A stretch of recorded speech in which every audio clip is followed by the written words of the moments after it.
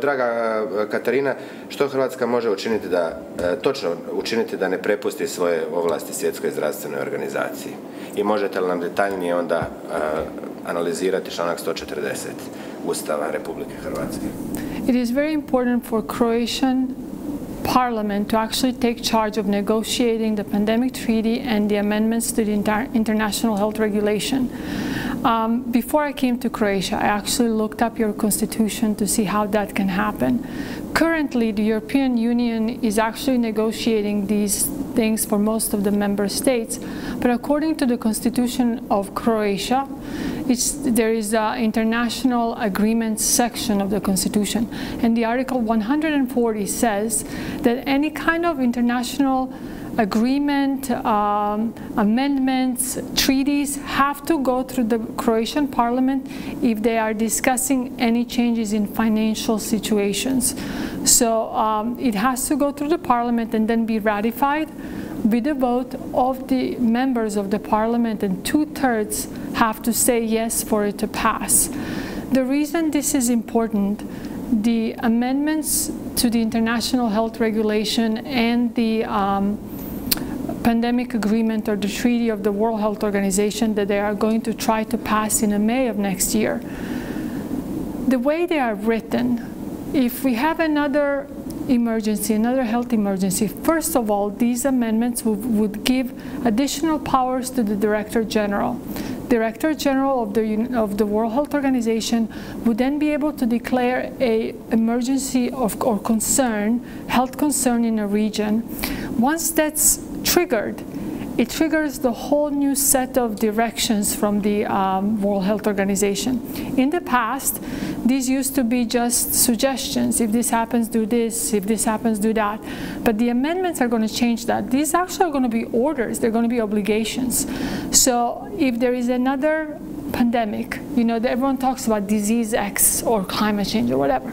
Whatever they decide that we're in danger of, they can actually decide to lock us down. They can decide new treatments. They can decide different tests like PCR, new vaccines. They can institute travel passports, so you can't travel from the country to country unless you had the vaccines or whatever they want us to do. The reason this is important because the country itself is not going to have a say in it.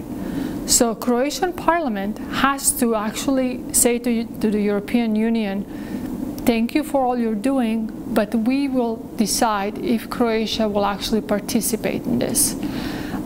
The critics of the World Health Organization, and obviously I'm a critic of World Health Organization, we actually believe very strongly, and you can see this in their amendments, that if you allow the World Health Organization to mandate how you're going to do things, they actually can't take the sovereignty of your nation because your citizens are not going to be able to say no.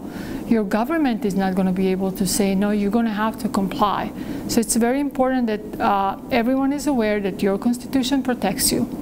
And the Constitution of the Republic of Croatia, Article 140, says that any new international treaty or amendments have to go through the parliament. Jedno kratko pitanje, još jesmo li zakasnili? I don't believe we're late. I really, truly believe that if the countries want to take charge of their own health, take charge of their own lives, take charge of the wellness of their country, we kind of need to almost like remember who we are. We need to be proud of who we are. Obviously, I was born in Croatia and now I live in the United States, and I'm proud to be an American, but I'm always going to be a Croatian. That's always going to come first. I think it's very important for Croats to remember that this is our country, our state, that our government should be trying to do the best for the country itself. And being part of this pandemic treaty is not good for Croatia. Our parliaments, the Croatian parliament, should say no to it. Jedno ovako osobno pitanje, jer ipak vi ste nama posebna gošća. Kako vam je bilo doći u Hrvatsku i u Sabor i ovako poluposlovno, poluprivatno? Kako vam je bilo? Jesu se probudile neke emocije? Reću na hrvatski. Naravno.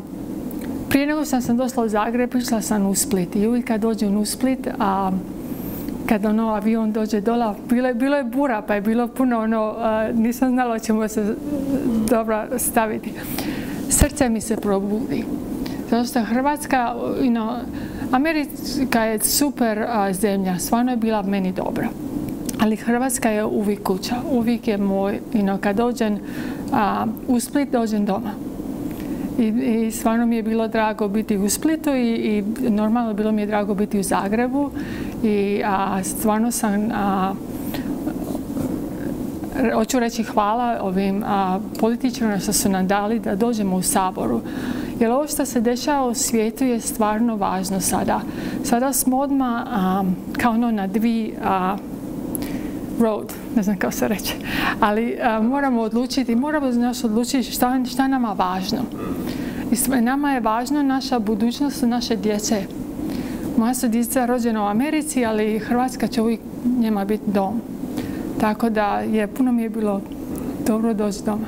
Evo ja mogu reći da vas Hrvatska treba i da čak i molim da dođete i da stvarno pomognete nam, jer nije lako. Hoću, Hrvatska me zove doma. Hvala vam najljepše.